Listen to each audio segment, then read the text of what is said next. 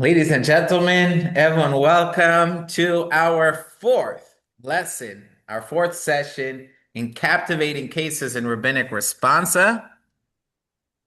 We are halfway through, so we're up to lesson four. Just a backup where we've started. In lesson one, we looked at cases that people have asked the rabbis under very difficult circumstances.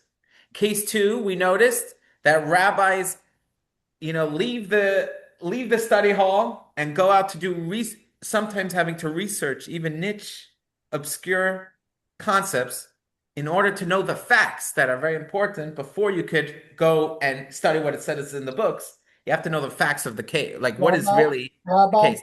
can I Yeah? ask people to please mute their microphones? I'm hearing a horrible echo. I can't Okay. understand anything. Okay. So if everyone can mute, I don't hear the echo, but okay, perfect. Stan, thumbs up if the echo stopped. Did the echo stop? No, it didn't stop. I'm going to log out and log back in. I must have a bad connection.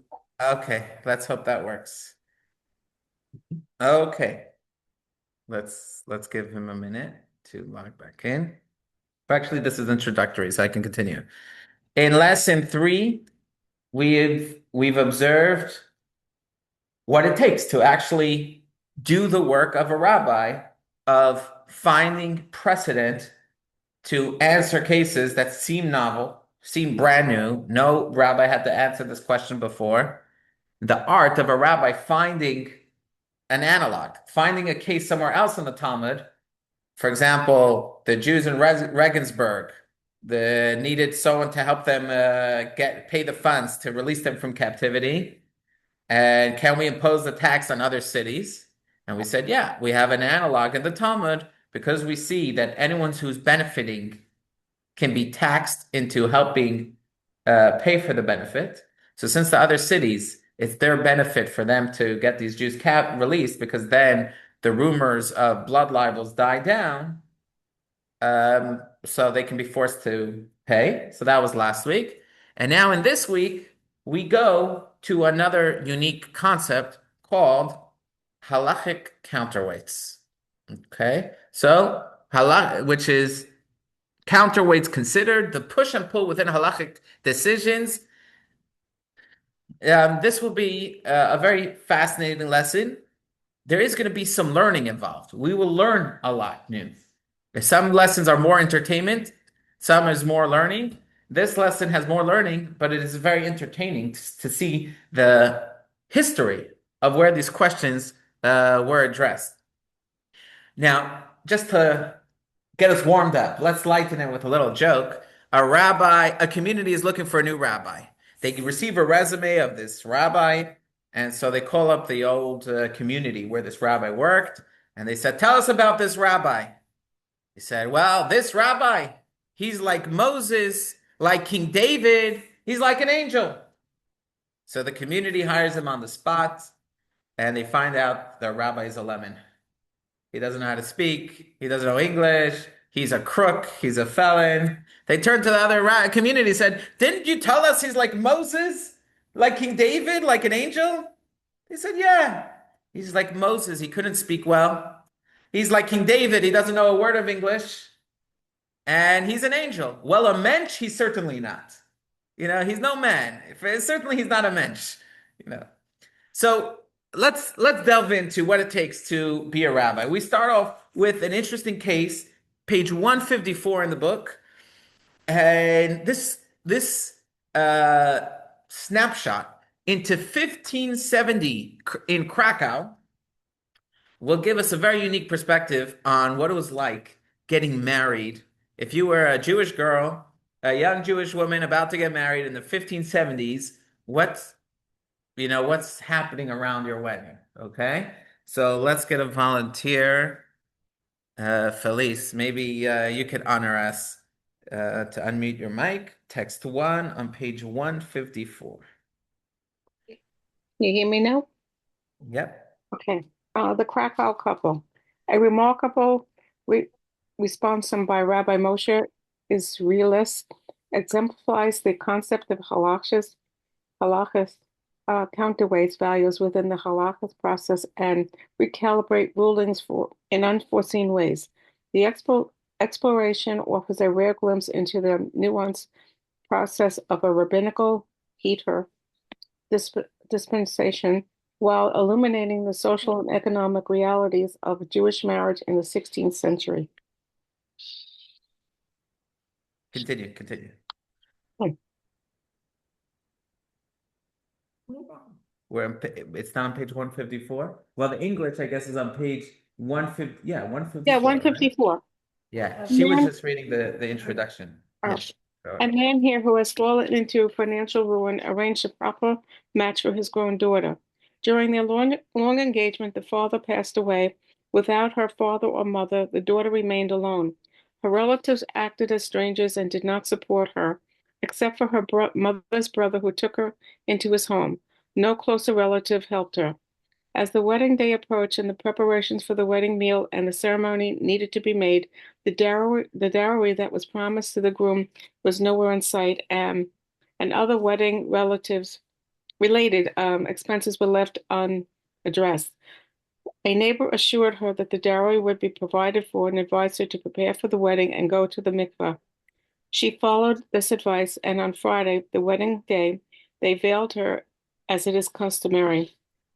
As soon as as soon the afternoon progressed and the Shabbos approached, the relatives clenched their fists and didn't contribute adequately towards the dowry. Approximately a third of the total was missing. At this point, the groom retreated, refusing to proceed with the ceremony. He paid no heed to the community leaders' pleas not to shame the Jewish girl due to financial concerns. The murmurings about him did not bother him, nor did the rabbis reprimand have any effect. In this way, the disagreement and dispute continued until finally, 90 minutes into the night, when it was already Shabbat, they reached a agreement and the groom was willing to go. Okay. So take a look at what happened here. We have a girl whose mother died in her youth. Now her father helps her get engaged and provides a dowry. Now, what is a dowry? What is the purpose of a dowry? In those days, this may be hard for us to imagine living here, but in those days, most most couples getting married primarily looked as the main value of the marriage was economic. Of course, love is beautiful, building a family is beautiful, but the main lens was economic. What you're bringing in. What are you bringing to the table?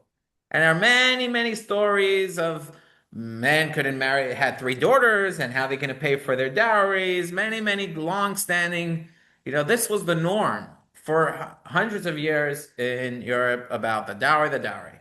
Who has to pay the dowry? The wife's side, the bride's side, paid the dowry to the groom's side. That way the groom can start his business with some cash. So the groom said, I'm not ready to, or if it was a family that valued Torah study a lot, so they're paying it so the husband could continue to learn Torah. So this dowry was like a very big piece. So when you were looking about who you're going to marry, what was the man looking for? A beautiful girl who's going to come with a nice dowry. And what was the girl's side looking for? Either a Torah scholar or someone that can run a business and bring home food for the table. That was the main lens. There's a joke. Sophie reminded me of this joke last week that a lady comes, a shadchan comes to a man. A shadchan comes to a young man. He says, "Boy, do I have a girl for you. Her family is wealthy. She is beautiful. They have a lot of pedigree and yichus and family status." So the young man says, "Well, this girl has to be crazy to marry me." She's like, "Well, you can have it all." Okay, right? So, you know, so now we're looking at this shidduch, and what's happening? In middle of the engagement, the father promises a dowry, but the father passed away. And only one uncle is looking out for her, but it doesn't seem like he had any money. But he just took her in to live in her home, and all the other relatives are kind of understandably everyone was poor in those days. So understandably, everyone's like, it's her problem to figure out her life. Everyone has their own troubles. And now it's coming the day closer to the wedding, and kind of on the one hand, the girl's side, the bride's side knows they promised that no, they have to show up to the wedding with a dowry. But on the other hand, her friends promised her, don't worry, just go to the wedding, make like everything's okay, and on the spot everything will work out. And then unfortunately, they couldn't come up with the money. No one stepped forward. And then the groom is saying, okay, so I'm not moving forward. Now, if we would hear the story today, we would wonder, why is the bride even willing to go forward? A man is the groom doesn't want to marry you. You want to marry him. But you have to understand, with this economic lens that was on the whole institution of marriage at that time, she understood, that she wasn't keeping her end of the bargain. And she understood that. It was very like, and she also for herself wanted to get married. It was very valuable for her economically. Women didn't work in those days. Women couldn't gonna get jobs. How's she gonna support herself if she's not married? And especially if she's an orphan. If this wedding breaks off, what's the chances she'll find a new groom? Right? So these are some of the things that are playing in her mind. Now, another interesting thing we notice is what day is the wedding? What day of the week? Friday. Who ever heard of a wedding on Fridays? Ever heard of a wedding on Fridays? Nope. But what? I said no. But apparently, most of the weddings in those days were on Fridays. In Jewish communities, weddings were on Fridays. Why? Two reasons. Number one, you saved a meal. You're anyways making Friday night meal. Might as well let the Friday night meal be the wedding meal. And number two, people are busy during the week. People are working. So you do it Friday. People are back from the cities or wherever the men are doing their work. So Fridays, everyone's home. It's much easier to do a wedding on Fridays. In fact, many of the Chabad Rebbes got married on Friday. Yeah. Now, this wasn't it wasn't a rule. It's not like Jews must get married on Friday. There was just one strong custom. A Jew doesn't get married on Sunday. Why? Because that's when the Christians are getting married. So we don't want to be like the Christians, so we're not getting married Sunday. But any day of the week is fine. Wednesday was considered a very special day. Thursday was considered a very special day. Be fruitful and multiply is mentioned in the Torah regarding the fourth day of creation. What about the breaking of the day. glass? Yeah. What about? No, but the breaking on Friday. We're talking about Friday. Oh, Friday afternoon. Friday afternoon was the chuppah, and Friday evening was the meal. I got it. So you did the chuppah ceremony on Friday afternoon. I got it. And actually sometimes rabbis mention that they would do 6 weddings on one Friday because everyone wanted to do their weddings on Friday. How much weddings? So it became, on some gay occasions, that was like the wedding day for Jews in Eastern Europe or in Krakow or whatever. Then you can't have music. Well, it could just be Hamish. One more time? No, but then they can't have the band, the music, like. Who could afford a band? Who could afford a band, right? Yeah. So maybe they did a band by the chuppah doing Meher Yeshama, like dancing, and the meal was just the meal. Wait a minute. That they were doing this after the beginning of Shabbos? No, Friday. Yeah, I know. In other words, the music was on Friday. Sundown now? Say again? They did it before sundown. The chuppah part, the religious ceremony part was on Friday. And the meal, the festive meal, the wedding meal was on Shabbat, Friday night. So why don't we do that? What? Yeah, you're not supposed to be listening to music or dancing on Friday night. Well, right, there would be no instruments. Oh. There would be no instruments. That's Right. So fantastic. why don't we do that? Makes so much sense. Well, think of the COVID weddings, right? People who did backyard COVID weddings, it was very Hamish, you had Yeah. very few people. And that was one of the silver linings. People said, like, if only, now there's no social pressure. We have a beautiful, intimate wedding. But now, now the social pressure is back and everyone has to outcompete everyone else and do a better musician, better catering. Yeah. Why do the So rabbis allow that? I know where I'm getting off topic, but I wonder why the rabbis allow that. in certain communities, there are certain communities that the rabbis put bans that a wedding cannot cost more than X amount. In Lakewood, there's a hall that costs $12,000, and included in that wedding package is a musician, food for 150 people, and a photographer, and a chuppah, and a rabbi, and it's like the whole wedding package is included in, so it's very streamlined. $12,000. What is that for people's bar mitzvahs are double, are more than 12 grand. And here it's like, and it's a beautiful hall. I've been to a wedding there 3 months ago. Gorgeous. So And it doesn't matter your finances, like that's what everyone has. they try to push everyone to do it over Right. there, but in Lakewood, the rabbis don't control people like in certain like Hasidic groups, like Right. maybe that Right. they can make a takana, a decree. No one's allowed to pay more than this, or you're kicked out of our yeshivas.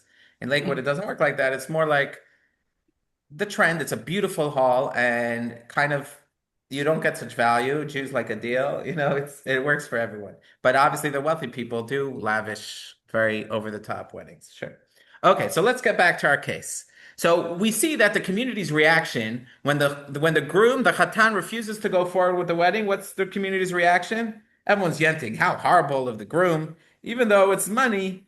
But there are things more important than money, and you shouldn't shame the girl. You should go forward with the marriage. And he's being stubborn, and the rabbi's yelling at him, get married. He's no, no. Finally, it doesn't say what happened, but eventually, apparently, the money came forward. Someone made a pledge, said, don't worry, I promise, we're going to take care of this. And based on that pledge, he decided to go forward. What's the problem? It's already Shabbat. So you can't do a chuppah on Shabbat. Let's take a look at text 2 from Maimonides. Text 2 from Maimonides.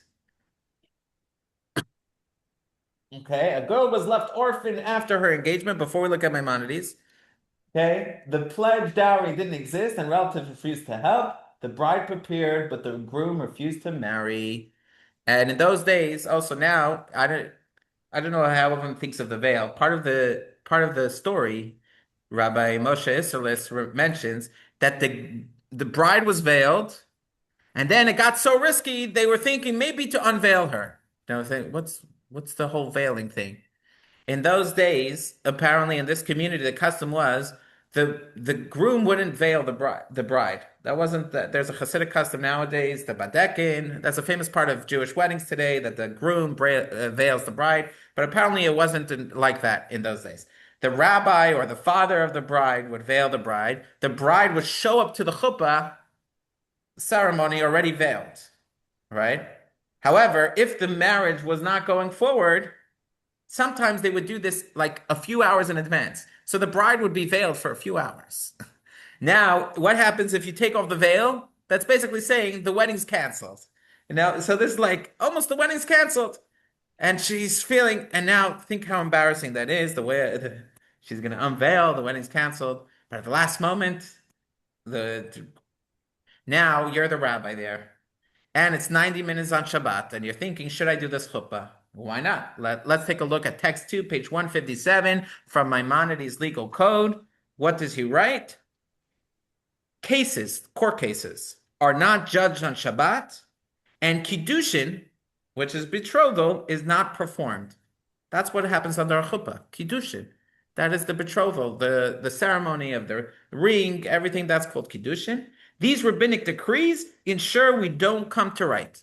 So Maimonides tells us it's not halachically forbidden by Torah law to do a chuppah on Shabbat, but the rabbis prohibited it. The rabbi said we don't do it because you might have to tweak the ketubah, you might have to sign the witnesses' names. We don't allow a kedushin, we don't allow a chuppah because it might lead to writing on Shabbat. Okay, so can you imagine what you're feeling? Finally, the groom is ready to move forward, but now the rabbi has to. What does the rabbi have to say? No. Right? Is that what the rabbi said? Let's take a look. Let's take a look at what did Rabbi Moshe Isserles do? He performed the wedding. He performed the wedding. Then he went to synagogue. He had a synagogue where he was the rabbi of the synagogue. They waited for him for evening prayers. He prayed with them, and then news spread around the whole town. What kind of rabbi do we have? The rabbi went against clear Jewish law that we don't do weddings on Shabbat. And so this is sometimes you read headlines of a rabbi does this or a rabbi does that. Now it's one of two options. Either the rabbi is not following Torah law. That's possible. And they're not every rabbi is God-fearing. Some people have the title rabbi, don't deserve the title rabbi. But it's also possible that this is a rabbi that is more versed in Torah law than the average Jew. And so that's what we're learning in this lesson, that sometimes you could see a rabbi do something and you may be shocked. How could a rabbi do that? How could a rabbi say such a thing? And this is called the halachic counterweight. There's some element over here that we have to uncover to understand why a rabbi is doing something that seems different from normative Jewish law, right? So it's not just, oh, the rabbi was in a difficult bind, so we keep the Torah when it's convenient, but when there's pressure and we change the law. No, we saw in lesson 1, the Jews under very severe pressure wanted to keep the Jewish law, even risking their son's life, even, the value of keeping Jewish law is at a T. So now we're going to unpack, we're going to enter to see how the sausage is made. What is the secret about what is happening over here? Okay. I should mention that Moshe Isserles is one of the most famous halachic decisors of all time. You'll ask any rabbi, have you ever heard of Moshe Isserles? They'll say, of course. Can you mention laws from him? Hundreds. You ask any yeshiva student, he's one of the most major. And yet he seems to be going against a clear Maimonides. Now, where did Maimonides get this teaching from? He got it from the Mishnah. The Mishnah was written in 200 CE,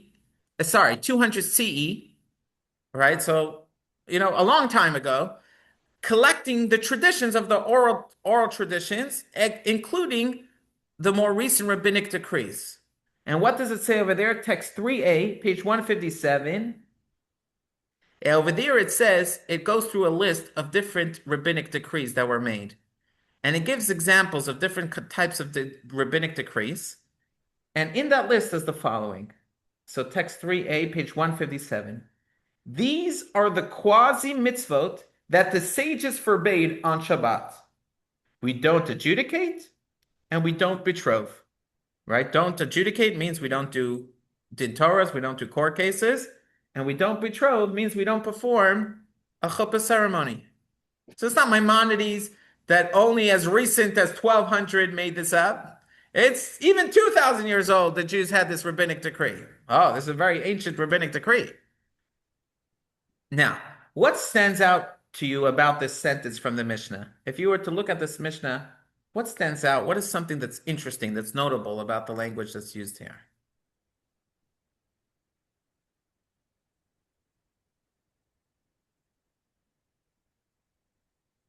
Anyone notice the term quasi-mitzvah? Anyone ever heard of such a term, a quasi-mitzvah? What's a quasi-mitzvah? Either it's a mitzvah or it's not a mitzvah. Okay? So, in what way is doing a court case, is the rabbis, is the Beth Din, a Jewish court holding court, is that a mitzvah or not a mitzvah? It's a mitzvah. It's a mitzvah in the Torah for rabbis to do a court case. And it's a mitzvah in the Torah for a couple to get married and to have children. Puravu, be fruitful and multiply is the first mitzvah in the Torah. Adam and Eve, God has a blessing and then as a command. So what's the Talmud's question on this Mishnah? Text 3b. We don't betroth, but isn't this a full-fledged mitzvah? Why is this called a quasi-mitzvah? It's a full-fledged mitzvah. Okay? Now, I think we're all good. We're going to take this a layer deeper, and I apologize that we're doing this at 7:26 p.m. There's value in doing this exercise, but if you don't get it, don't worry. It's fine if you don't get it, but if you do get it, it'll be very enjoyable at the end. Okay? Let's take a look at what the Talmud is really asking. Okay? Option number one, I'll give you two ways of understanding this Talmudic question. A marriage ceremony is a quasi-mitzvah? It's a full mitzvah. So option number one is saying that we're just trying to understand the Mishnah's classification. Why did it call it a quasi-mitzvah when it should really be in the groups of the Mishnah said these are legislations from the rabbis legislated against mitzvahs, against quasi-mitzvahs, and against obligations. So why did the Mishnah put the marriage into the middle list of quasi-mitzvahs? It should put it somewhere else in the Mishnah. So that's one way of understanding the question of the Talmud. It's just weird that it classified it, a chuppah is classified it as a quasi-mitzvah when it should be classified as a full mitzvah. Let me read it in the book, exercise 4.1, in the JLI language. Maybe that will clarify it for some of you. The question is about classification. Why does the Mishnah refer to a wedding as a quasi-mitzvah? Marriage is undoubtedly a full-fledged mitzvah. Now, does it matter to us? Does it have any difference to us? No, we're just curious. What was the writers of the Mishnah thinking when they called it a quasi-mitzvah? Doesn't actually make a difference to us. The law is still the same. You still can't do a wedding regardless on Friday night, on Shabbat. But we're just curious, what was the writers of the Mishnah, what was their thinking? That's one way of learning it. But now let's look at option two. Option two is we're arguing with the authors of the Mishnah.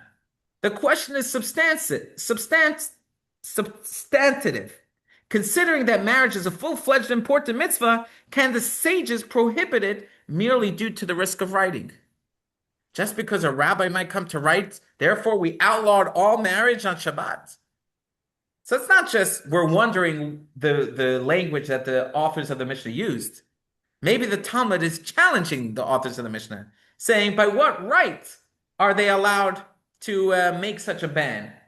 The Torah allows a chuppah on Shabbat, and the rabbis come and say, we don't allow it because you might come to write. For a mitzvah, we're going to do that? For a mitzvah, the rabbis are going to legislate against it? So which version sits more comfortably with you? Which of these two options do you think the Talmud is asking? Is it option one or option two?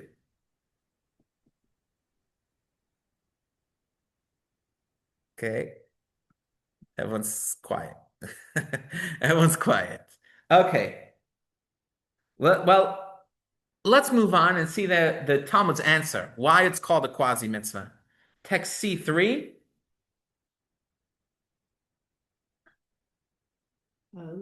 Okay, let's see text. Let's see text. Okay, so on the list, we're trying to see. This is just a nice slide of two ways of understanding the question of the Talmud. Either version number one, why does the Mishnah refer to betrothal as a quasi-mitzvah? It's just a classification question. Or another way of understanding the question is risk of writing doesn't seem to be reason enough to ban it on Shabbat. So it's two ways of understanding what the Talmud, because the Mishnah is very terse, very brief. The Talmud is also very brief, and now we're trying to understand what the Talmud really meant. Okay, so now let's take a look. The difference if it would be a classification question. Okay, so let's take a look at the answer. What's the Talmud's answer? The Talmud answer in text C3 on page 159, the Mishnah is discussing a case where he was already married and had children. It's a second marriage. Oh, it's a second marriage. Oh, now I understand why it's a quasi mitzvah. He already fulfilled his obligation of being fruitful and multiplying.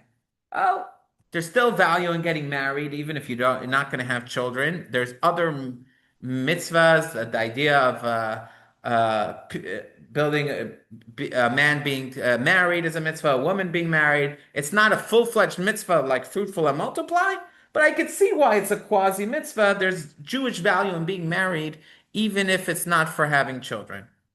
Okay? So now the Talmud's answer, what is it coming to answer? If you thought the question was a classification question, so in this case, the betrothal is only a quasi mitzvah. Right? That's the conclusion of the Talmud. In this case, it's only, but if it's substantive, in other words, what's the conclusion? The conclusion of the Talmud, based on this way of understanding the question, all marriages are really prohibited on Shabbat. You're wondering why the Mishnah called it a quasi-mitzvah? It was talking about a very narrow case, where it was a second marriage, there was already children in the first marriage. Okay, so that's why it went there on the list. The rabbis would have banned it either way. Whether it was a full-fledged mitzvah or a quasi-mitzvah, the ban would have applied. You just want to know why it was classified that way? Because they were including these niche cases where even if it's not a full mitzvah, that's whatever. That's one way of understanding it. But there's another way of understanding the Talmud. This remarriage is not important enough to risk writing on Shabbat. That's why the rabbis put a ban, because for a second marriage, the rabbis felt we could mix in, we could legislate, we don't want people to desecrate Shabbat. A man's first wedding? That's a full-fledged mitzvah. It's permitted on Shabbat. So based on how you understand what the question of the Talmud was, then you understand what was the answer of the Talmud. Is it coming to narrow the Mishnah? Or it wasn't trying to narrow the decree of the rabbis in the Mishnah. It was just saying, this is why the rabbis use that language in the Mishnah, but the decree is universal. Okay, so now your gears are probably already working over here. Can you see what was he concluding when he decided, when Rab Moshe Isserles decided to do the marriage of this girl on Shabbat? He clearly was learning the Talmud in this very unique way. That the Talmud, when the Mishnah said you cannot do a wedding on Shabbat, the wedding ceremony on Shabbat, is talking about only a second marriage. All right? When it's a first marriage, the rabbis would not get in the way of such a big mitzvah of a wedding ceremony just from a concern that you might come to write on Shabbat. How They could didn't get involved. how could the Rambam not like read into that? He was so good with interpretations and You should know. This is getting to the next part. You should know almost nobody read the Talmud the second way. This way that we read. All the commentaries, Rashi and Rambam and Reed, all the great halachic decisors understood it the first way. The Talmud was never, the Mishnah, as the simple understanding of the Mishnah, that we don't do weddings on Shabbat, blanket rule. We don't do weddings on Shabbat because of a worry people might come to write on Shabbat. That's how most sages and commentaries understood it. There was one exception. Yeah. There was one exception. Rashi's grandson. Rashi's grandson, he had a famous grandson, a French Tosafist named Rabbi Yaakov Tam, Rabbeinu Tam. He was one of the greatest sages of history. He was the one unique opinion that learned it the other way. That learned it the second way, that says the decree against doing a wedding on Friday night, it only applies to a second marriage. A first marriage wedding ceremony may be performed on Friday night. Did Rambam codify it that way? No. When Rabbi Yosef Karo wrote the Code of Jewish Law, did he codify it that way? No. So now, when most Jewish people are learning Torah and learning how to live as a Jew, where are they looking to? They're looking to Maimonides codification. They're looking to the Shulchan Aruch codification. What do they see? You cannot do weddings on Friday night, I know, but doesn't it right? go by the majority? Now, don't we go by the majority? Don't we go by the majority? As we mentioned, we hinted to this in last class. When you're sitting on a Jewish court, you follow the majority. So the Jewish court has to come out with one final verdict. And we ignore the minority. The same thing in the Talmud. The Talmud itself mentions minority opinions, and we did other courses explaining why the Talmud would even mention minority opinions that we're rejecting. We're not following their law. But when it comes to the Talmud, you follow the majority. But what happens if I have my shul, and I'm a rabbi of the Chabad in Woodbury shul, okay? And now there's a rabbi of Young Israel. He makes a rule for his community. And then we have Plainview Synagogue. Their rabbi makes a rule for their community. Do members of my synagogue have to follow what the members of Plainview Synagogue and Young Israel of Plainview are doing? Yeah. Why not? Majority rules. Because majority rules only applies on a jurisdiction that we all accepted. We all accepted the Talmud as binding, and we all accepted the Code of Jewish Law as binding. So in those cases, whatever the conclusion of the Talmud is and conclusion of Code of Jewish Law is, all Jews have to follow. But that's But strange because they don't, if you look at conservative or the other synagogues, the egalitarian, they don't follow those like many laws that. okay, well, that's the general. They don't believe in the rabbi's authority at all, or they don't believe in Sinai at all. Depends. Yeah, but no one gets married on Friday. Okay, but that doesn't mean from From if there was perspective. if it would be a good cause, if they had the opportunity to get, if let's say a certain celebrity would come, let's say some famous celebrity would come to their wedding if it was done on Friday night. They came to their rabbi, can I do my wedding on Friday night? What's the chances that a Reform rabbi would say, no, you cannot do it on Friday night? I don't know. It's zero. I'm gonna ask. Zero. I'm gonna What? I'm gonna ask. Okay. Right? Yeah, they don't hold of Code of Jewish Law or the Talmud as binding. Right? But if you do hold of it as binding, right? As most Jews throughout Jewish history did, so then you look at the Code of Jewish Law, you say, no, you can't get married Friday night. Here's where the halachic counterweight is. Now, the people who lived in the community of Rabbeinu Tam, Rabbi Yaakov Tam, that French Tosafist, they follow what Rabbeinu Tam. Their rabbi told them that on a first marriage you could do a Friday night. They're following him. If you lived in Maimonides, if you lived in Cairo or whatever under Maimonides jurisdiction, you would listen to Maimonides. If you lived in Rashi's town, you follow your rabbi. Whatever your rabbi tells you, that's what you follow. Now, Rav Moshe Isserles is saying, okay, how do most rabbis look at it? I'm a rabbi. I have to figure out how to rule for my community. Let me look to what is the classical way of understanding this Talmud. Most rabbis of the time understood it to mean that there's a rabbinic decree even for a first marriage. That is the reality. But think of the shame to this woman. Think of the shame of this girl. That's called a halachic counterweight. There's these pillars, these certain principles that a rabbi will say, if I have a reliable opinion to rely on, even if it's a minority opinion, but if it's a minority opinion that's reliable, then in certain situations, in rare situations, I'll lean on that minority rabbi because there's a need here. Okay? And so we're going to look in the back of our text. Let's take a look at the appendix of lesson 4. So let me see if I can find the page.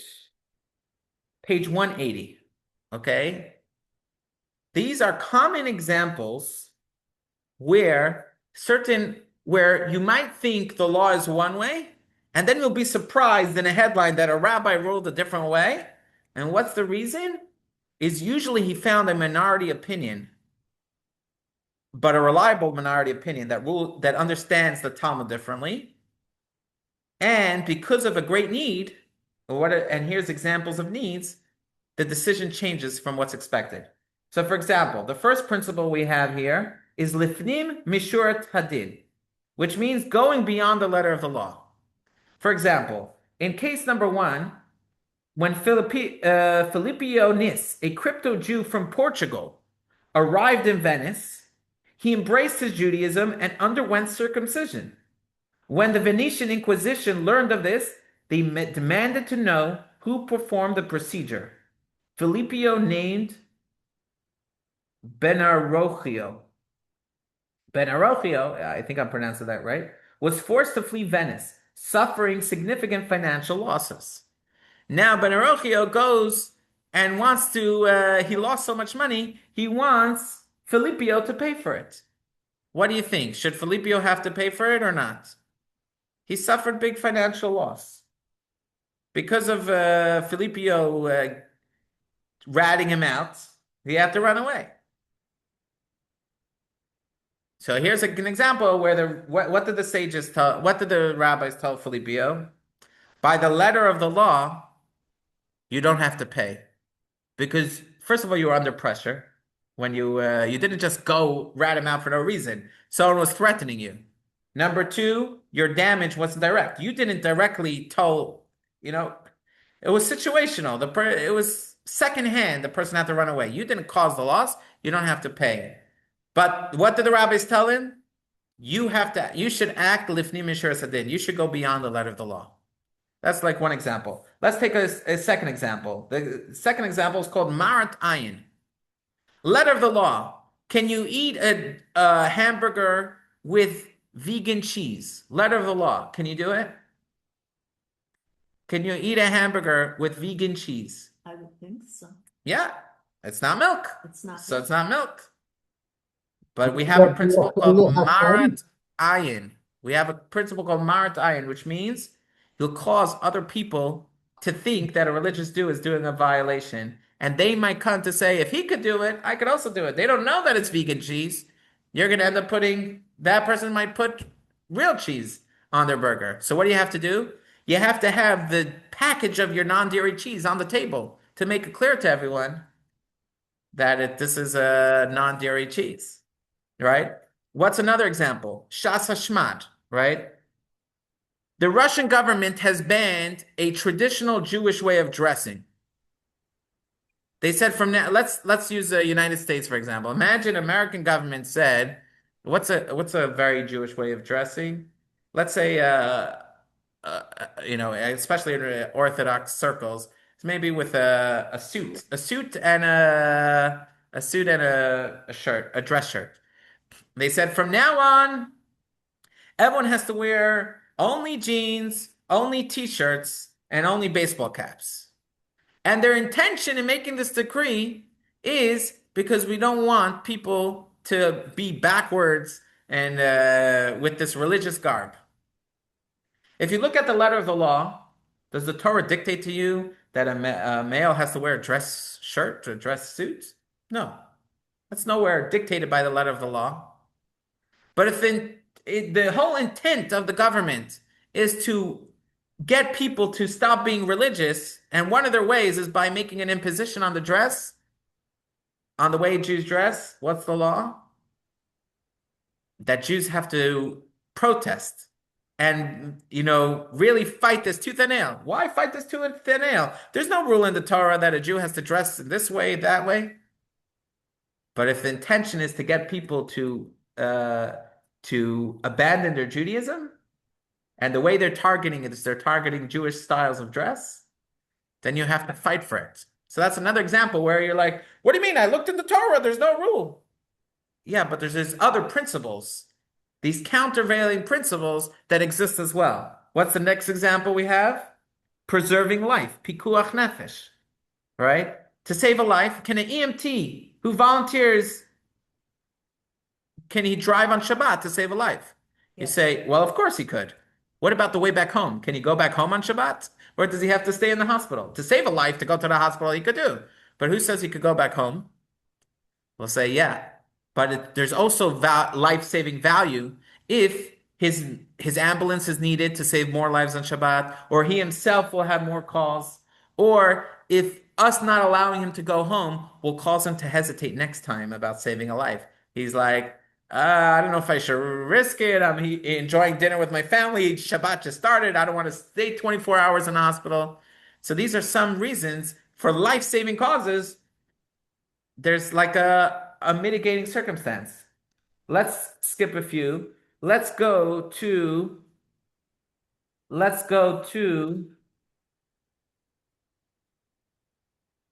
I'm not sure. You see the case protecting the poor from shame? Okay. Protecting the poor from shame. Do you see that? Shaloi levayishis mi she'en lai. It's, let's see. Yeah, page 184. Page 184. You see it? Okay, so here was the question. A ketubah, a wedding marriage contract, should it credit an uncle who gave the dowry instead of the usual language attributing it to the father, right? It says in the ketubah that the father agreed to pay this amount. Well, the father didn't agree. The uncle agreed. So maybe we should be truthful. Doesn't the Torah say to distance yourself from falsehood? So we should be truthful. And in the ketubah, write that it was the uncle. This is a wedding contract. Well, what did they say? No. When they're going to read the ketubah out loud by the ceremony, it's going to embarrass the father. Leave the wording unchanged to avoid embarrassing the impoverished father. So these are examples where you're like, what do you mean? I know Torah, I know the mitzvahs, but if you don't know these bigger principles that exist, these other principles, you don't understand what's at play. Okay, so these are just some examples. So of course, in this case, Reb Moshe Isserlich is saying we have a girl that's going to be embarrassed.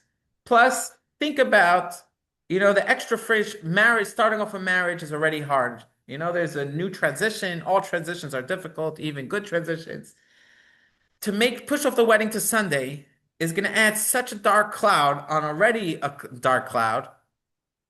I'm going to rely on that minority reliable opinion in a legitimate way of reading the Talmud. Should rabbis do this at first glance? Let's say the rabbi, now you'll say, oh, so if it was good enough for Moshe Isserlich, maybe it's good enough for me. Would Rabbi Shalom Lipschitz do a wedding Friday night? Even in a case where it might embarrass a girl, would I? I would hesitate. Why would I hesitate? Because in his community, Reb Moshe Isserlich, everyone was holding on for Shabbos. They cared about Shabbos. When Reb Moshe did the wedding on Friday night, what was their reaction? How dare he? He had to explain why he did it. If I did a wedding Friday night, what would people think? Oh, obviously this rabbi doesn't think that the rabbi's decrees are so important. It's a different community I live in. So we have to take all these things into consideration. Reb Moshe Isserlich knew his community, and he knew the call of the hour for his time. But a rabbi has to take many things into consideration. So just because it was good enough for him, doesn't mean it's good. It's about these halachic counterweights of measuring these competing values and trying to find the perfect balance where all the values are respected in perfect harmony. So let's go back to our case. Let's read text 4. Okay? Here we get to read his rationale. Joel, read for us text 4. Page 162. 162? Mm-hmm. Yeah. Okay. I'm proud to have said it. Is that what we're Go saying? ahead. Okay. I'm proud to have said it in my name that in a case like this, the wedding is permitted on Shabbat. It was a time of great need. Having already immersed herself in the mikveh for her wedding, the bride would have been humiliated if she had to wait for her chuppah until after Shabbat. Additionally, it is unheard of to keep the veil on through Shabbat and to hold a wedding on Sunday when non-Jews customarily marry in observance of their holy day. In such pressing circumstances, Rabbeinu Tam is worthy of being relied upon, especially considering that his interpretation of the Talmudic passage is superior.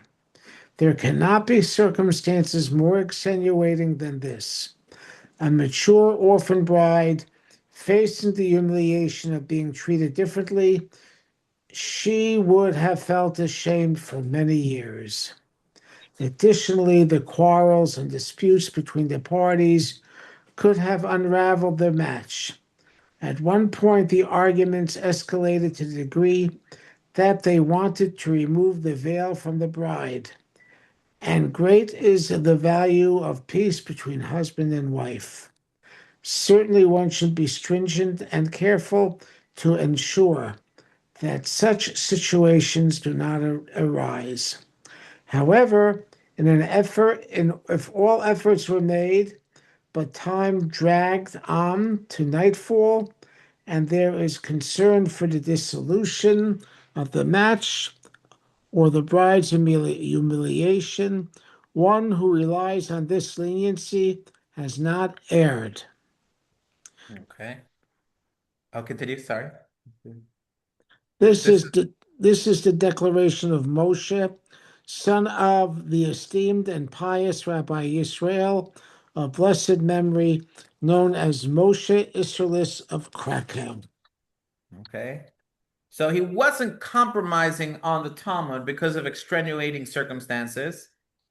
He was relying on an alternative reading of the Talmud that, although not the mainstream, but in this extenuating circumstance, he relied on that reliable, a minority way of reading the Talmud.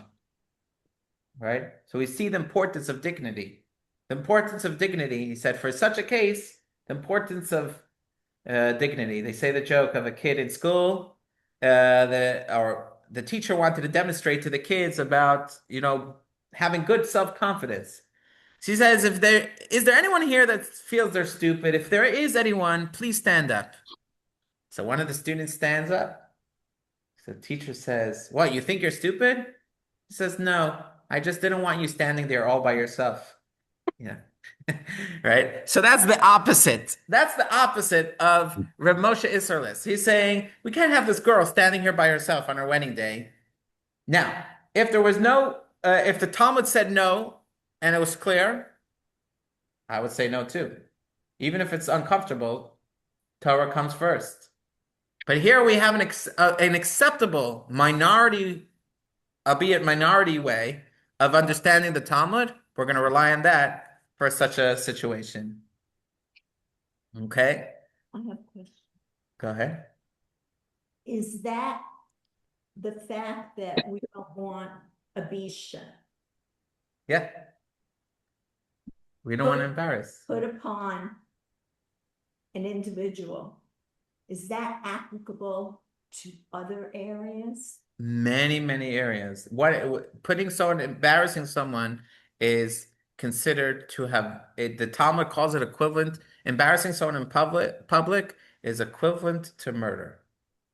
That's what it says. Equivalent to spilling blood. Yeah, and we see this from the story of Judah and Tamar, that Tamar, whoever understands the reference will understand. Tamar was going to be brought to burn for becoming pregnant outside of marriage, obviously while she was engaged to Judah's son. And Tamar could have easily escaped this capital crime by saying, "What do you mean? I became pregnant from my groom-to-be's father." But she knew if she would say that, would she embarrass? Judah. She said, "I'd rather die innocently than cause Judah's shame." Instead, what she said is, "Whoever these belongs to, that's who fathered these children." And then Judah said, "Oh, I didn't realize I actually impregnated my future daughter-in-law." That's a whole story in the Torah. You can look it up there. But we see over there the value of the importance of not shaming others in public, which is almost the opposite of social media today. and what news articles are all about. Okay. So the usual law. Majority, a wedding is not permitted on Shabbat. Minority, a first wedding is permitted on Shabbat. And who did Rab Moshe Isserles followed? He said, we're following the minority opinion because human dignity and marital harmony are very important values that we have to consider. Now, this is concept, what we call a heter, a halachic dispensation. Sometimes people think, oh, a heter, a halachic dispensation, oh, we just shop around, find a rabbi who's lenient, and they'll bend the law for me. That's not what a true rabbi is doing. They're not bending the law. They're just looking at the full picture and saying, there's a rabbi who rules that this is the letter of the law. I don't want to rely on a minority rabbi unless there's some very important value. For example, dignity of the parties involved. And that was where Moshe Isserles hit. Now, what's the interesting thing? Let's take a look at page 164, page 42. What are we seeing over here? 2 years after this story happened, a major Jewish work is published, Reb Yosef Kairo's Code of Jewish Law. Reb Yosef Kairo's Code of Jewish Law becomes a great phenomena and becomes extremely popular and becomes like accepted almost universally as the Code of Jewish Law for all Jews. Except there was one community, a major community, that actually didn't agree with this. What was the problem? Rabbi Yosef Kairo's Code of Jewish Law relied, when there was looked at 3 previous earlier codes, Maimonides, Rabbi Yitzchak Alfasi, and Rush, and whenever there was consensus among them, that was the law that was brought in the Code of Jewish Law. And whenever there's a disagreement, you follow majority. The problem is 2 of these rabbis are Sephardic, and 1 of these rabbis are Ashkenaz. So it ends up being, whenever there's an argument, usually what's happening, there's more, this book is more heavily Sephardic tilted than Ashkenaz. So the Ashkenaz, so Reb Moshe Isserles was the man of the day. They said, Rabbi, and I'm changing exactly for more dramatic effect, exactly how this came about. But they said, Rabbi, we want you to make an Ashkenaz version, a competing Ashkenaz slanted Code of Jewish Law. He says, no, we're going to divide the Jewish people that way. Let's keep the Code of Jewish Law from Rabbi Yosef Karo, and I'll add in my notes, I'll add in where the Ashkenaz custom differs. And that's how Ashkenaz and Sephardic world Jewry came united, buying the same book for their home. The Sephardic Jews just ignored Reb Moshe Isserles' editions, and the Ashkenaz, if Reb Moshe Isserles didn't write anything, so they followed the traditional way, like the Sephardim were doing it. And if Reb Moshe Isserles added something, they followed Reb Moshe Isserles' way. And that's how there became the great unity between the Sephardic and Jewish and Ashkenaz Jewish communities in the Code of Jewish Law. What did he write? He published this work. Reb Moshe Isserles published this work 2 years after the wedding story case. What does he write over here? He writes, let me first tell you what Rabbi Yosef Karo wrote. Rabbi Yosef Karo wrote, we don't do weddings on Friday nights. And what does Reb Moshe Isserles write? He says, there are those that allow a man who didn't have children, who didn't get married or have children before, that in such a case you could get married even on a Friday night. But we should not rely on this unless there's a great need. For example, a girl being embarrassed, like a story that happened with me, and he mentions the story. So this story that we just learned became memorialized in the Code of Jewish Law. That's just an interesting sidebar. Okay, let's move on to one other example. Okay, and Kenya, I think you'll like a little bit of, I know this will interest you. Okay. Okay, we got to the evolution of Jewish prayer. Okay, we just, now we're going to be, the next text is going to be on page 166. But we have to get there, okay? Let's take a look at the evolution of prayer. most of the laws, if we think about prayer, what do we feel about prayer? You want to talk to God? Talk to God. You don't want to talk to God? Don't talk to God. Someone has to tell you what to say to God, what not to say to God. But before in temple times, there were commitments that Jews had to God.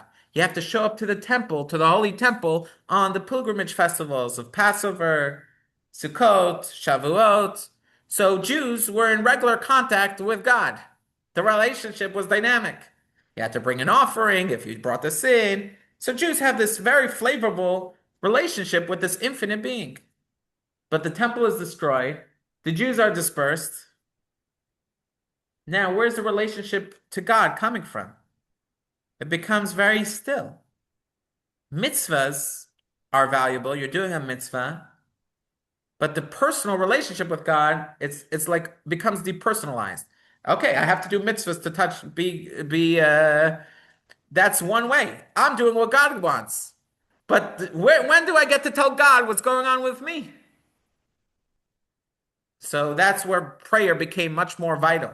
Until that time, the mitzvah of prayer was fulfilled. Everyone says what they want. But the rabbis felt they have to legislate prayer. They have to make it institutionalized. They cannot, because Jews were losing out on the relationship with Hashem. So they said that we pray 3 times a day. We have 18 blessings that we speak to God. The first 3 blessings we praise God. The middle blessings we ask Him for our needs, and the final blessings we thank Him. And Jews have been saying this wonderfully for years. And even though Jews were spread all over the world, for the most part, anything that's recorded in the Talmud passed down to all communities. But then, as time goes on, different communities want to spice up prayers. You're saying the same prayers day in, day out. We have to change it up. We have to make it a little exciting. So suddenly people start singing the tunes in their own unique tunes. People start adding additional prayers to get people in the zone. And slowly but surely develops these different nusachs. How do you say a nusach in English? Can anyone translate a nusach? Okay. A nusach is like a prayer rite. Melody. A certain style of prayer. A melody. Isn't it a melody? That's one. Yeah, that's a melody. It's a melody, but it's more than that. It's also the order of the prayers. Which introductory prayers do you add? Oh, right. I was thinking of a nigga. Yeah. Right. Oh, but a nusach is the way to sing the Style. prayers. It's also part of nusach, right? So in the Talmud, codified much of the liturgy. Communities added minor variations in prayer developed regionally. And then we have, and some examples of these prayers are, these different prayer rites are Spain, Italy, Rome, Ashkenaz, Persian, so they developed their own style. Now, at that time, okay, so this story is going to take place in the 1700s, this next responsa that we're going to look at. And what happens is there's a group of Hasidic Jews. They live in Ashkenaz villages, right? Most Eastern European Jews are Ashkenaz. So what are they praying? In the Ashkenaz style, right? Now, Ashkenaz shuls, they tend, first of all, to only say the first verse loud and the ending verse of a paragraph loud. Everything in the middle, the cantors, remember, very fast, very quiet.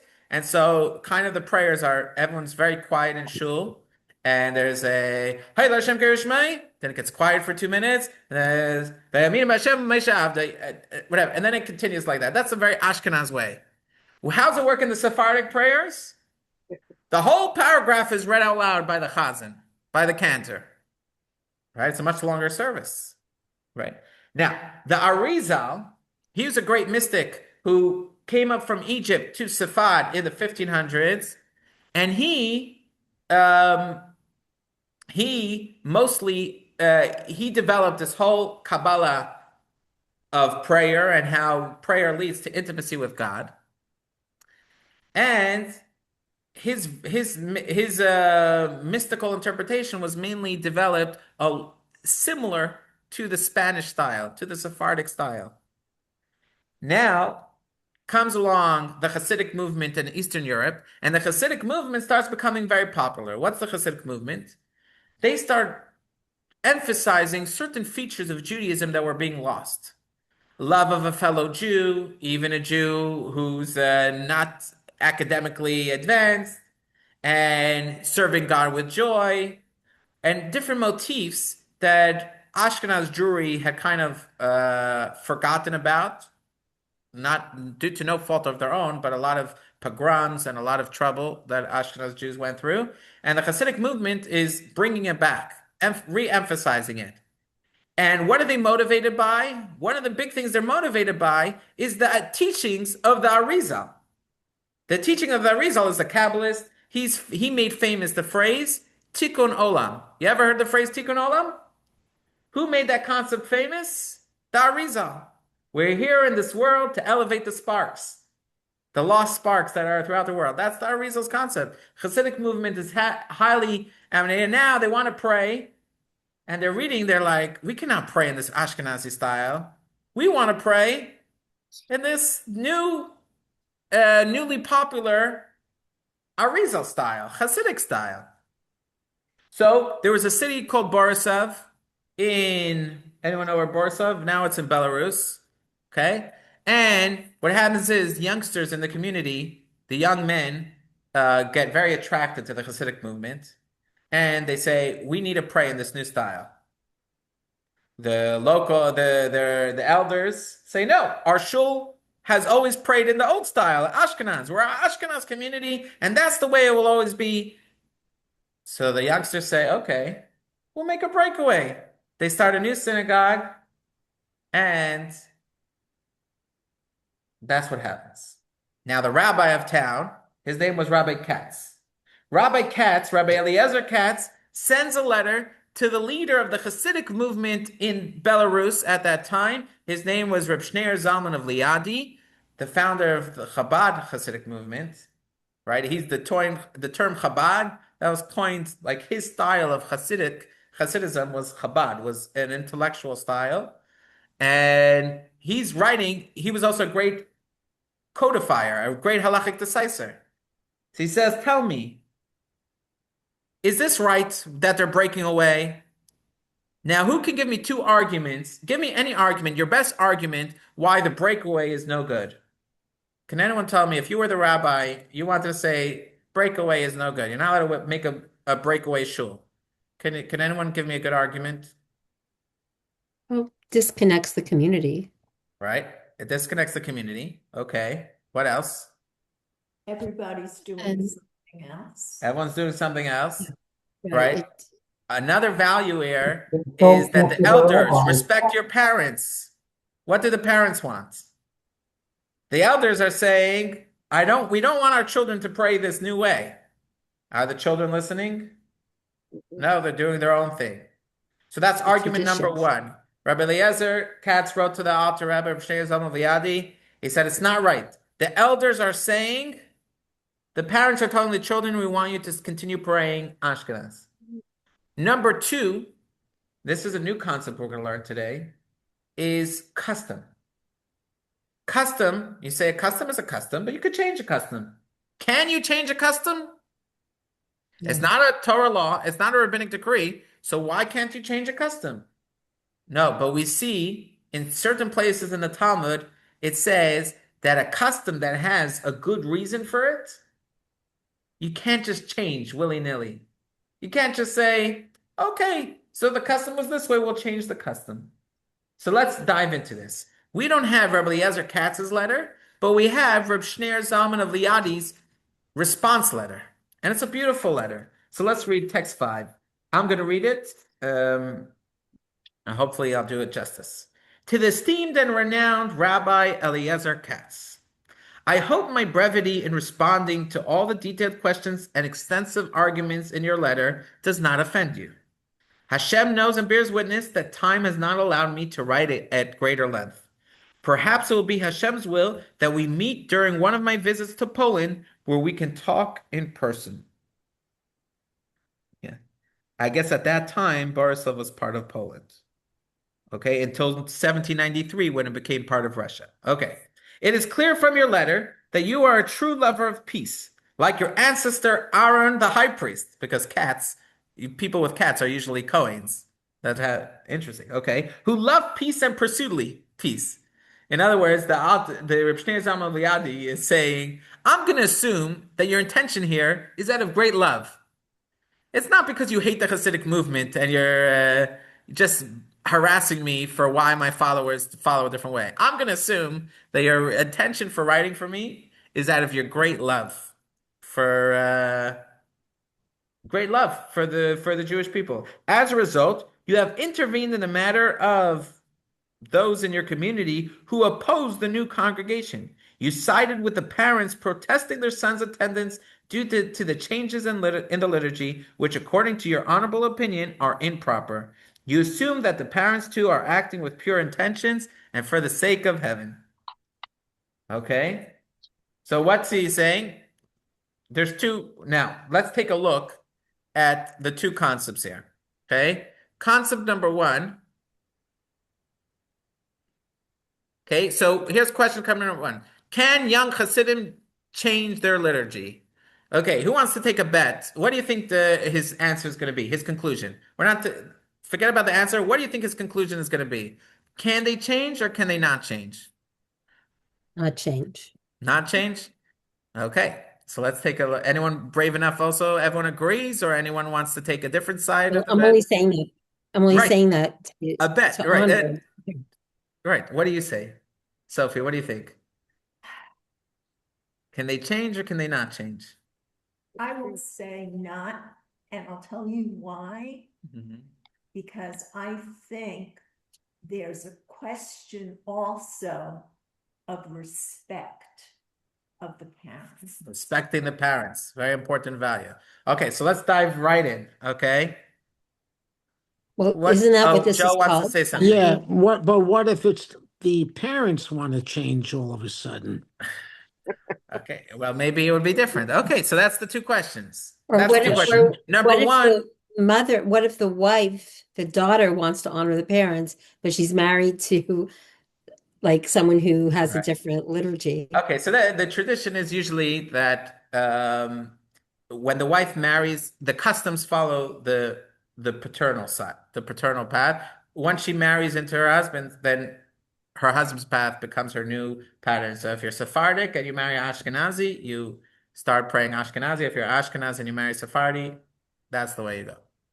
Okay? When it comes to like traditions, we follow the father. When it comes to Jewish status, we follow the mother. Okay. So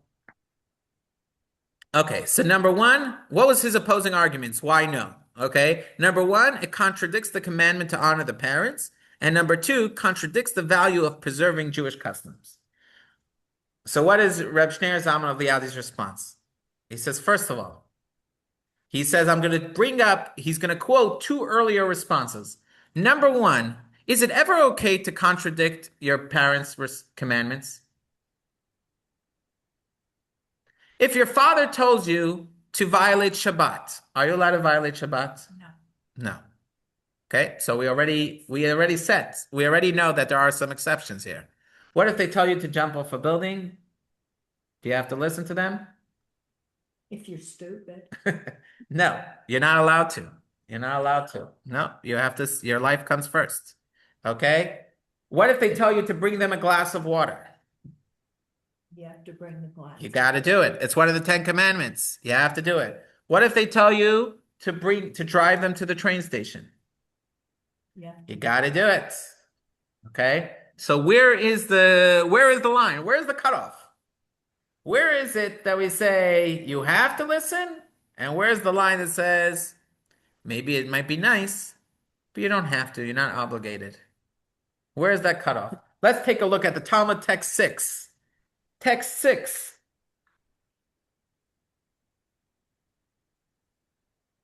You're on. Oh, okay. Text 6, page 168. Okay. Yeah. This is the Talmud. How do we define the biblical mandates to revere and honor parents? To revere means not standing in their place, not sitting in their place, not contradicting their words, and not taking sides against them. To honor means helping them with food and drink, clothing and covering, and coming and going. Okay? So what is the line that we said here? What is the line that we said here? Based on this passage, what do you think? Based on reading this Talmudic text, are the children allowed to break away from their fathers? Their fathers saying, I want you to pray Ashkenaz. And the children are saying, no, we want to pray Arizal, the Holy Ari. Based on this text, what do you think? Can the children do a break, disregard their parents' opinion? Yeah. What? Yes. What? Felicia said no or yes? No, I said yes. They Yes, can. they can. Yes. What's your basis? What do you The see? basis, because to revere just means you don't take their place, and to honor, you're only helping them with food and clothing or thing. So if you can't not you're not taking their place, and you're not taking sides against them, I would say you Beautiful. can. Beautiful. Your analysis is exactly what Rabbi Yosef Kulon, we mentioned him in other places. Rabbi Yosef Kulon, he was asked the following question. A man wanted to marry a certain girl, and the father said, I don't let. So the man goes to the rabbi, Rabbi Yosef Kulon, may I marry this girl, even though my father said, I don't let. It will bring shame on the family. It was a kosher match. Obviously, it would have been kosher, except that the father is saying, I don't like this girl, or whatever, I don't let. Right? Let's say the father was a racist, right? A racist against Sephardim, or racist against black, and this girl is a Jewish girl, but she's black, or she's Sephardic, right? The boy wants to marry the girl. What was Rabbi Yosef Kolon's answer? Text 7, it is obvious that a parent does not have the authority to object to a child's marital decisions, neither on the basis of honor nor reverence. Honor applies only to actions related to food, drink, clothing, footwear, and similar things related to the parent's needs. Reverence means not sitting in their place, not contradicting their words, and the like, matters specifically related to the parents. If it relates to the parents, it's the parents. But the parents have no right to force something on their child that has nothing to do with the parents. Just because the parents have an opinion doesn't mean that opinion is binding on the children. But in matters unrelated to the parents, they obviously have no authority to interfere with their child's actions. And based on this, so can the young new Hasidic community change their nusach? Do they have to listen to their parents' demands that it stay Ashkenaz?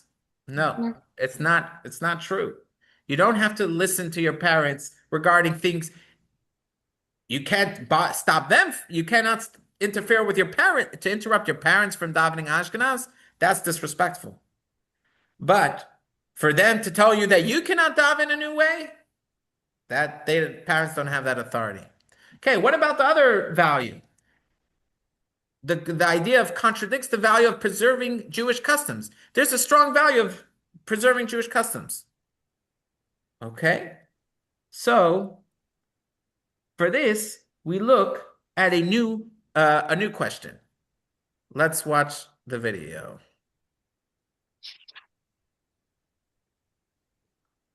Okay, we missed some good slides, but let's go to the video.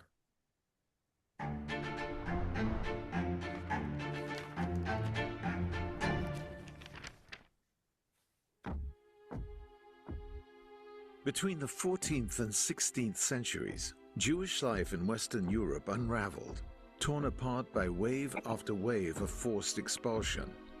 In France, Jews were expelled not once, but 3 times during the 14th century, the final blow falling in 1394. In the closing decade of the 15th century, the Jews were banished from Spain, Sicily, Sardinia, Portugal, Navarre, and Provence. And the 16th century brought fresh waves of displacement, from Calabria, Apulia, Naples, and the Papal States. With each decree, centuries of tradition and memory were uprooted, and the map of Jewish Europe steadily shrank. But as the gates of the West slammed shut, new doors opened in the East. The Ottoman Empire became a haven for the displaced. Istanbul, Cairo, Salonika, and high in the hills of the Holy Land, Safed. These cities welcomed the exiles and offered the chance to rebuild. In these bustling ports and mountaintop towns, Jews from every corner of Europe found themselves side by side, each carrying their unique traditions. What happens when centuries of ancestral customs from distinct communities are forced to come together? A responsum written in 16th century Salonika by Rabbi Shmuel de Medina offers a rare and telling glimpse into that moment. He describes how the Ashkenazim, migrants from the German lands, held fast to their ancestral customs, living contentedly in Salonika alongside fellow Jews whose prayer rites differed in some details. But in most cases, a different pattern emerged. Jews expelled from Provence, Calabria, Sicily, and Apulia gradually gave up their inherited prayer rites and adopted the Sephardic version. The reason was simple. The Sephardim, Jews who had fled Spain and Portugal, formed the majority in the Ottoman cities. Still, not everyone was ready to blend in. Rabbi Shmuel writes of one immigrant community divided over the issue. Most members wanted to switch to the Sephardic rite, but others insisted on praying the way their ancestors had prayed. The question was brought to Rabbi Shmuel de Medina. May a community abandon its ancestral liturgy for another? The Sephardic rite was well established, but it was not their own. Were they bound to honor their past, or free to adapt to what was more popular in the present? This question about alterations to custom and liturgy offers a revealing glimpse into the fabric of Jewish life in the 16th century. Okay. So to figure this out, we're going to dive deep. It's not going to be so deep. It's pretty simple, but an interesting custom that developed in the port city of Baishan. Okay. And we're going to look at text 9. This is a story that's told to us in the Talmud. What happened in the Talmud? The people of Baishan had the custom not to go from Tyre to Sidon on Friday. Okay. So Tyre and Sidon are both coastal cities in Lebanon or in Israel. At that time, it was all under the Romans. So it was very easy. It was just one free country. So some people, you wanted to do business. So you took a ship. You just took it. It's like taking the subway, In those days, it was taking the ship. You take the ship right from Tyre to Sidon, and you buy your merchandise and you come back. So let's say you wanted some good Sidon kugel. You're not going to, in Tyre, they don't sell good kugel. You want to get good kugel or good challah from Sidon. You live in Baishan. You live in Sidon. You live in Tyre. You're going to travel there. Can you do it on Friday? Why not? Yeah, you can do it on Friday. But sometimes what was happening, people would get stuck in, sometimes you made it there, but then the weather's not good, and people are, it's causing a little bit of a desecration of Shabbat because people are not making it back, whatever. Now, is there a blanket rule? The rabbis never forbade it, the Torah never forbade it, but the people from Baishan, they developed this custom that the members of their family and community would not do this route on Friday. It was considered too risky. Their children went to Rabbi Yochanan and said to him, for our ancestors, this custom was possible. But for us, we can't handle this custom. We need the challah of Sidon. We need the matzo soup that they sell in Sidon. We cannot handle this severe restriction. It's not banned by the Torah. It's not banned by the rabbis. We want to know if we could break this community custom. Said he to them, your ancestors have already taken the stringency upon themselves. And it says in Proverbs, hear, my child, the instructions of your father, and forsake not the teachings of your mother.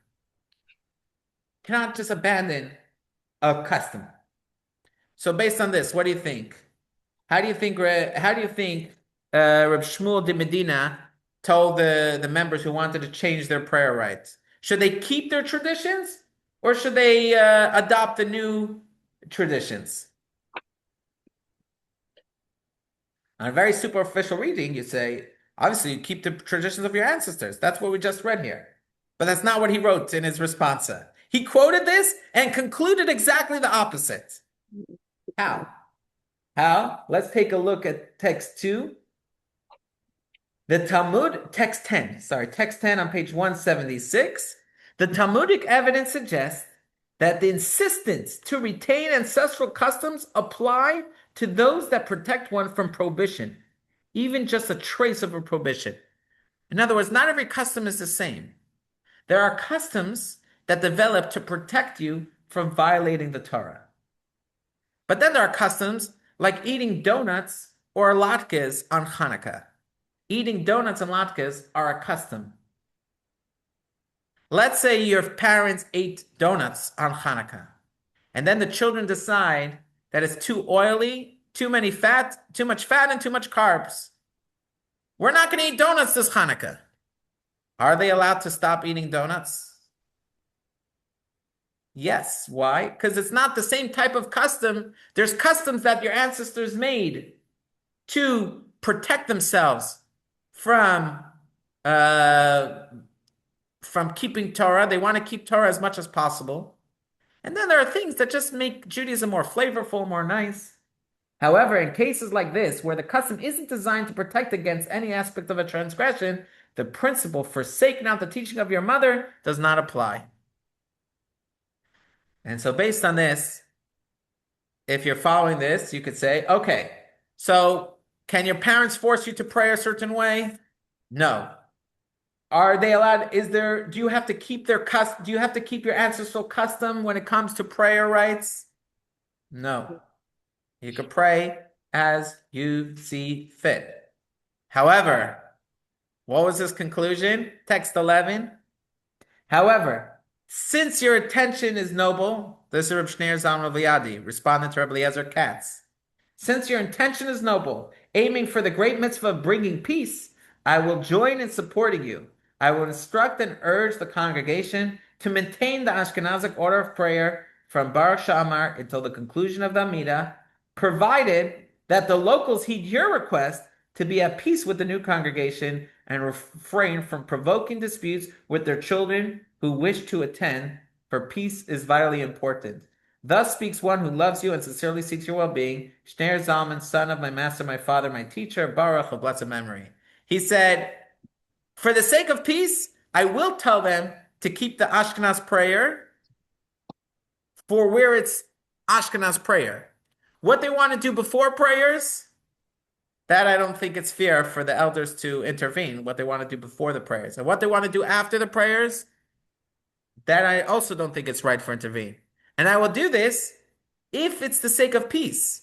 If this is not, you have to tell your members of the older menshul to get along with this new breakaway synagogue. If they're not going to get along, then the whole concept of peace doesn't apply. For the sake of peace, I'm willing to tell them to go against what their right is. Their right is to change.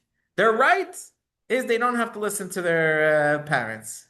But for the sake of peace, I will instruct them to keep the prayer as long as your intention is the same, to instruct your members to be peaceful with them as well. Can you give us an example of which prayer is Ashkenazi or Sephardic? Just give us one or two.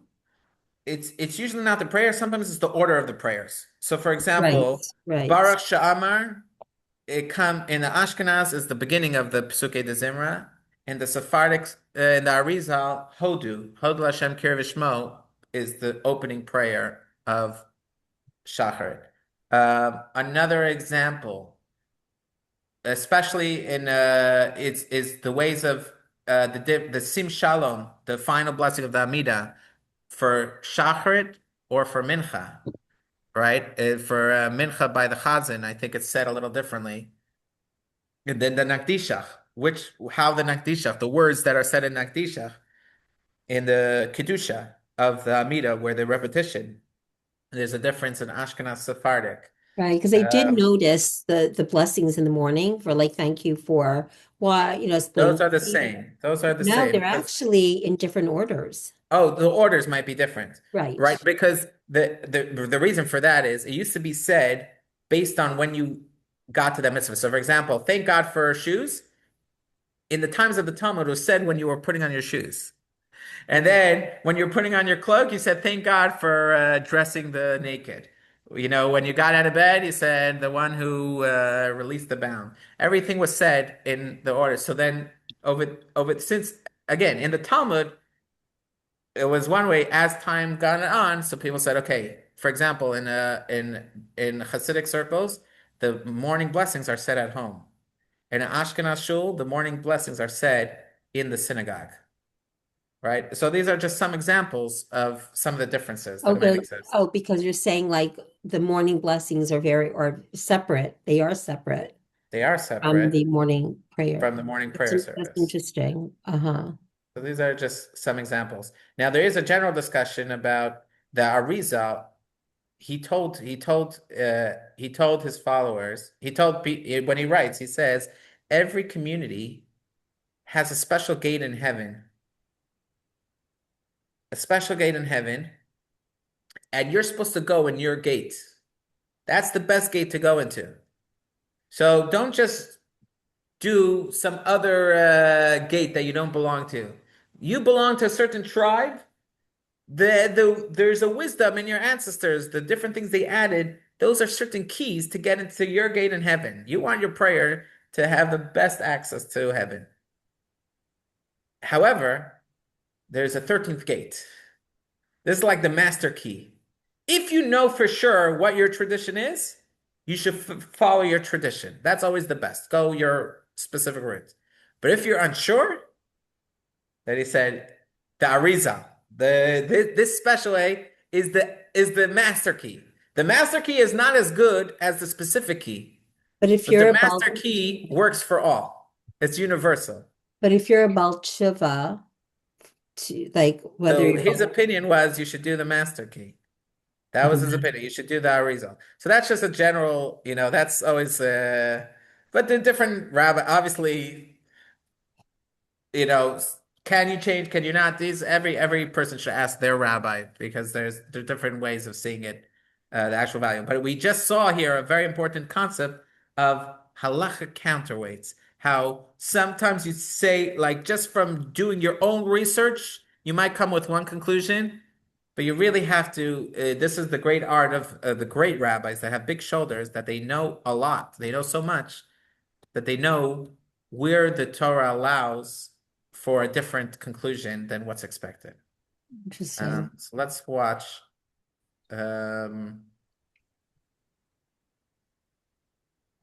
Let's watch the final video. Give me a second. Lesson 4. Counterweights considered. 1. Halacha includes fundamental values such as kavod habriot, human dignity, shalom bayit, marital harmony, and darchei shalom, communal peace. These principles often function as counterweights within the halachic process, recalibrating rulings in unforeseen ways. 2.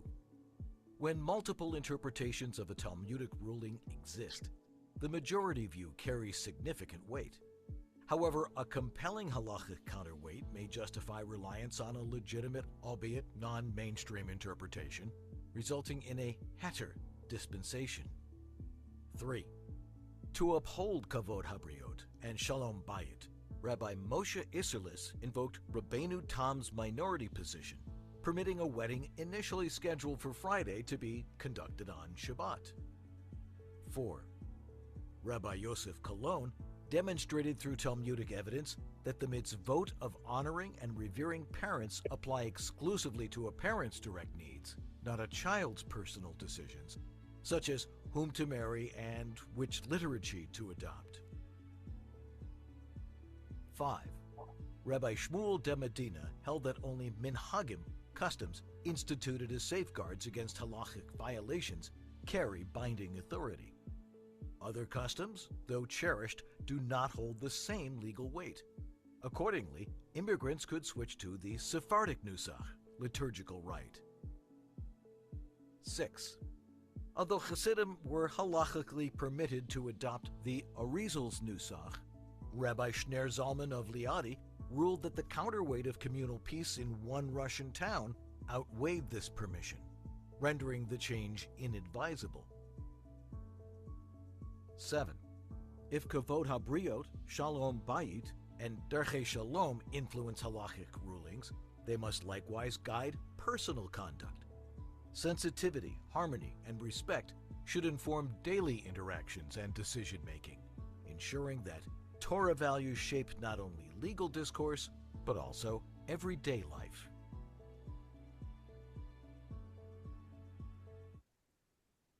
They tell a story of a man who comes home from shul with his guests.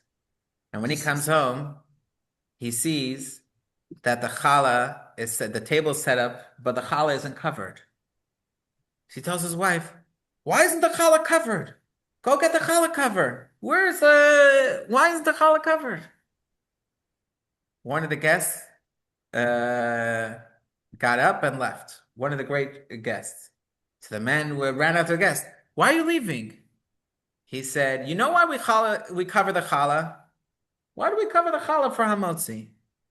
Because normally, by a traditional Jewish meal, the bread should be eaten first. Bread is always eaten first.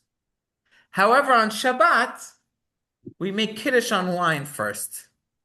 But the bread feels a little embarrassed. It's supposed to be first, and now it's going second. So what do? We cover the challah not to embarrass the bread. If we cover the challah not to embarrass the bread, how much more so shouldn't you tell off your wife in public? Embarrassing your wife to cover the bread certainly makes no sense. So we see over here the importance value of human dignity and human respect,